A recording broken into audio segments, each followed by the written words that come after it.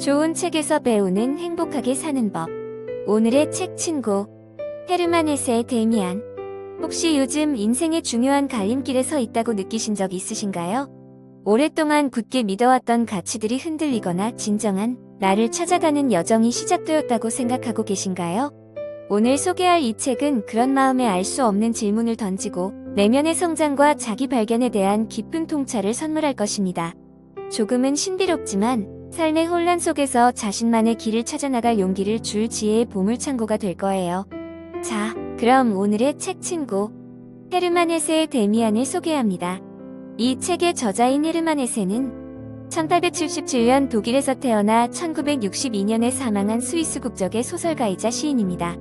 그는 동서양 사상의 조예가 깊었으며 인간의 내면 탐구와 정신적 방황, 자기 발견을 주제로 한 작품들을 남겼습니다.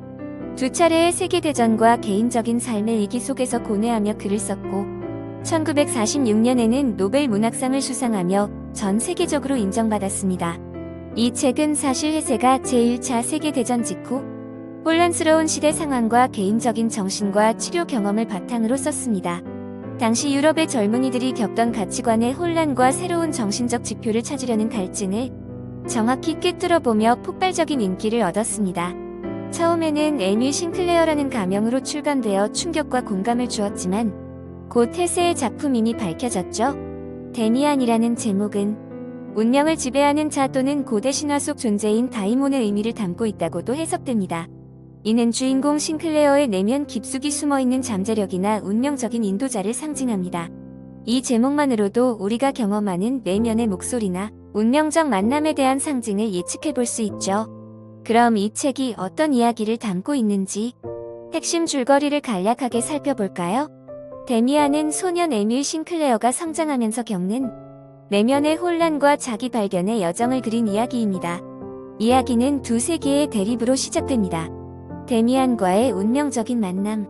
싱클레어는 아버지와 어머니, 순수한 여동생이 있는 밝고 선한 세계와 하인들과 거친 친구들이 있는 어둡고 금지된 세계 사이에서 갈등합니다.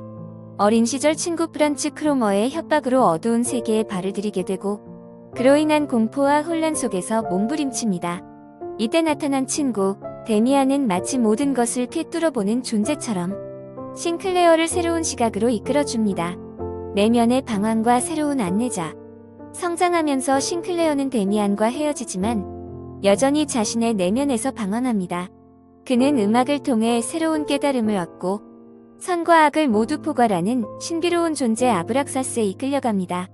이는 세상과 인간의 양면성을 깨닫는 과정입니다. 이후 데미안의 어머니인 에바 부인을 만나 모든 것을 포용하는 사랑과 지혜를 배우게 됩니다. 자기 자신으로 가는 길. 결국 싱클레어는 자신만의 길을 찾아야 한다는 데미안의 가르침대로 사회의 규범이나 타인의 시선에 얽매이지 않고 자신의 내면 목소리에 귀 기울이며 진정한 자아로 깨어나는 길을 걷습니다. 전쟁의 혼란 속에서 데미안과의 마지막 만남은 그가 진정한 나로서 완성되는 상징적 결말이 됩니다.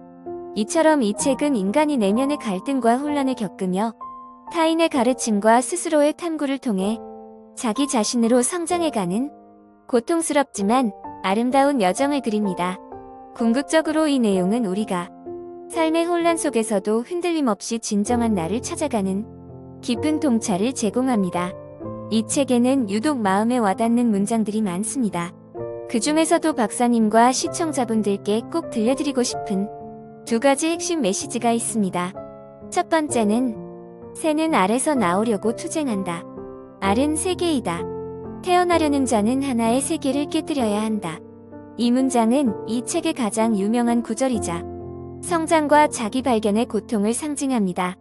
우리가 익숙한 틀, 안정된 기준, 타인의 기대라는 알을 과감히 깨뜨릴 때 비로소 진정한 나로 나아갈 수 있다는 메시지입니다. 두 번째는 어떤 사람에게는 세상이 자신을 찾아가는 과정이 된다. 우리는 대개 세상을 살아간다고 생각하지만 이 책은 삶 그 자체가 나 자신을 찾아가는 여정임을 말합니다. 삶의 방황과 고통조차도 자신을 완성해가는 소중한 과정임을 알려주는 문장이죠.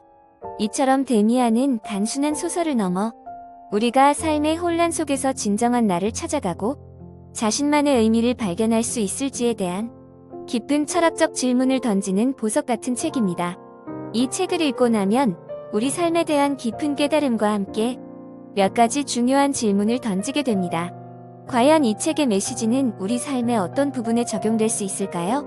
첫째, 자기 개발 내면의 성장 측면에서 이 책은 우리에게 이렇게 묻습니다. 타인의 시선이 아닌 내 안의 목소리에 얼마나 귀 기울이고 있는가?